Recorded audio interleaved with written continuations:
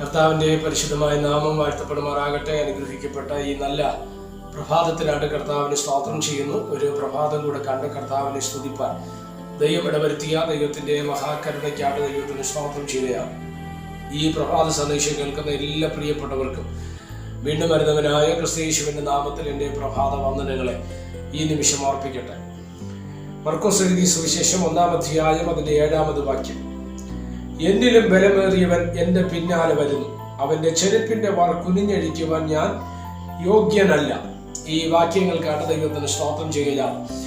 യേശുവിന് മുന്നോടിയായി പ്രവാചകനിലൂടെ അറിയിക്കപ്പെട്ട വ്യക്തിയായിരുന്നു യോഹന്നാൻ സ്നാപകൻ. സക്കറിയാവും അതുപോലെ എലിസബത്തിലും കൂടെ ദൈവം ദാനമായി നൽകുന്ന ഒരു തലമുറ, അതാണ് യോഹന്നാൻ സ്നാപകൻ. യോഹന്നാന്റെ ജനനത്തെക്കുറിച്ച് നമുക്ക് അവർക്ക് പരിചിതമാണതിലേക്ക് ഞാൻ ഇന്ന് പ്രഭാതത്തിൽ കടക്കുന്നില്ല. ഇവിടെ നിങ്ങൾ ശ്രദ്ധിച്ച്, യോഹന്നാൻ സ്നാപകൻ യേശുവിനെ പരിചയപ്പെടുത്തുകയാണ്. ആരാണ് യേശു? പല ചിന്തകൾ യോഹന്നാൻ പറഞ്ഞിട്ടുണ്ട്. യോഹന്നാൻ പറഞ്ഞ വാക്കാണ് സാക്ഷാൽ ലോകത്തിന്റെ പാപം ചുമക്കുന്ന ദൈവത്തിന്റെ കുഞ്ഞാണ് എന്ന് പറഞ്ഞത് യോഹന്നാനാണ്. അതുകൂടാതെ യേശുവിന് നൽകിയ വിശേഷണങ്ങളിൽ ഒന്നാണ് നമ്മൾ ഇന്ന് പ്രഭാതത്തിൽ ചിന്തിപ്പാൻ തക്കവണ്ണം ഇടവന്നത്. എന്തുവാ? എന്നിലും ബലമേറിയവൻ എൻ്റെ പിന്നാലെ വരുന്നു. യോഹന്നാൻ പറഞ്ഞു, എന്നിലും ബലമേറിയവനാണ് എൻ്റെ പിന്നാലെ വരുന്നത്. അതെന്താ അങ്ങനെ പറഞ്ഞതിന്റെ അർത്ഥം? അത് നമുക്കറിയാം. യോഹന്നാൻ സ്നാപകന്റെ കാലഘട്ടത്തിൽ അനേക ആൾക്കാർ, ആയിരക്കണക്കിന് ആൾക്കാർ, പുരുഷാരം നല്ലൊരു ശതമാനം ആൾക്കാര് യോഹന്നാന്റെ പ്രസംഗം കേൾക്കാൻ വരികയും യോഹന്നാന്റെ സ്നാനം ഏൽക്കുകയും ചെയ്തതായിട്ട് നമ്മൾ വായിക്കുന്നുണ്ട്, അല്ലെ? അപ്പം പുരുഷാരം ജനമെല്ലാം അന്ന് യോഹന്നാന്റെ പിറകിലൂടെ ഇങ്ങനെ യാത്ര ചെയ്തുകൊണ്ടിരിക്കുകയാണ്. ആരുടെയൊക്കെ മനസ്സിനകത്തൊരു ചിന്ത അത് കയറിക്കൂടിക്കാണ്. അതാണ് ഈ ഒരു വിശദീകരണത്തിന് യോഹന്നാൻ നിന്നത്. അത് കാര്യം യഹൂദ ജനം ഒന്നടങ്കം കാത്തിരിക്കുന്ന ഒരു വിഷയമാണ് മശിഹായുടെ വരവ്, കന്യകയിലൂടെ ജനിക്കുന്ന ദൈവപുത്രന്റെ ആഗമനം. ഇത് കാത്തിരുന്ന സമൂഹമാണ് യഹൂദ ജനം എന്ന് പറയുന്നത്.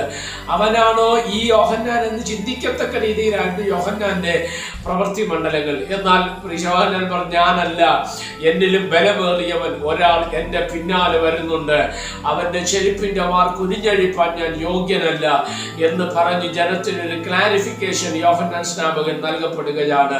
അതിനകത്ത് നമ്മൾ വായിച്ചൊരു വാക്ക് ഇങ്ങനെയാണ്, അവൻ യോഹന്നാനിലും ബലമേറിയവൻ ആയിരുന്നു. ഞാൻ ഇന്ന് പ്രഭാതത്തിൽ ഈ ചിന്ത നിങ്ങളുടെ ഹൃദയത്തിൽ കൈമാറുമ്പോൾ, പിശാചിന് ബലമുണ്ട്, രോഗത്തിന് ബലമുണ്ട്, കടത്തിന് ബലമുണ്ട്, അത് ദുർശക്തികൾക്കും ദുർവ്യാപാരങ്ങൾക്കും ബലമുണ്ടെന്ന് പഠിപ്പിക്കുമ്പോൾ, ചിന്തിക്കുമ്പോൾ ഒരു കാര്യം നിങ്ങൾ തിരിച്ചറിയുക, അവയേക്കാൾ ബലം നമ്മുടെ കർത്താവായ യേശു ക്രിസ്തുവിനുണ്ട്. നമ്മുടെ മേൽ വ്യാപരിക്കുന്ന പാപത്തിന്റെ ശക്തിയെ കെടുത്തിക്കളയുവാൻ, നമ്മുടെ മേൽ വ്യാപരിക്കുന്ന കടത്തിന്റെ ശക്തിയെ കെടുത്തിക്കളയുവാൻ, നമ്മുടെ മേൽ വ്യാപരിക്കുന്ന രോഗത്തിന്റെ ശക്തിയെ കെടുത്തിക്കളയുവാൻ, ഈ ലോകത്തിലെ മുഴുവൻ സ്തോത്രം അധികാരങ്ങളെ, ഇരുട്ടിന്റെ ശക്തികളെ കീഴടക്കുവാൻ കഴിയുന്ന ബലമുള്ള ഒരേ ഒരുവൻ, അവനാണ് ആകാശത്തിന്റെ കീഴെ ഭൂമിക്ക് മുകളിൽ അത് നൽകപ്പെട്ട ഏക നാമം എന്ന് പറയുന്ന യേശു കർത്താവ്. അവൻ നമ്മുടെ വിഷയങ്ങൾ എല്ലാറ്റിനേക്കാളും അവൻ ബലമേറിയവനാണ്. സ്തോത്രം. ഇവിടെ യോഹന്നാൻ പറയുന്നു, അവൻ എന്നിലും ബലമേറിയവൻ.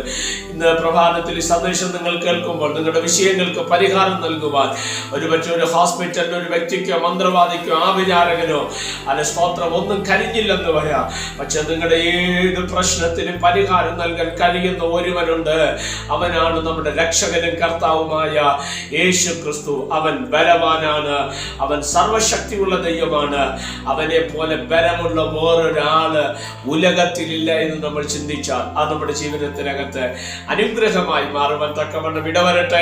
പ്രാർത്ഥിക്കാം. പരിശുദ്ധനായ ദൈവമേ, സ്വർഗീയ നല്ല പിതാവേ, തങ്ങൾ ഏകാഗ്ര ചിത്തന്മാരായിരിക്കുന്നവർക്ക് വേണ്ടി തന്നെ താൻ ബലവാൻ എന്ന് കാണിക്കേണ്ടതിന് എന്ന് തിരുവചനം പഠിപ്പിക്കുമ്പോൾ അവിടുത്തെ ശക്തിയെ, അവിടുത്തെ ബലത്തെ, അവിടുത്തെ കൃപയെ, അവിടുത്തെ കരുണയെ ഇന്ന് പ്രഭാതത്തിൽ ഞങ്ങൾക്ക് വേണ്ടി വെളിപ്പെടുന്നത്. കർത്താവിന്റെ ബലത്തെ തിരിച്ചറിയുവാൻ ഈ സന്ദേശം കേൾക്കുന്ന എല്ലാ പ്രിയപ്പെട്ടവരുടെ മേലിൽ കർത്താവായിരിക്കും. പിശാച് അടച്ച ഉറവുകൾ തുറക്കപ്പെടട്ടെ.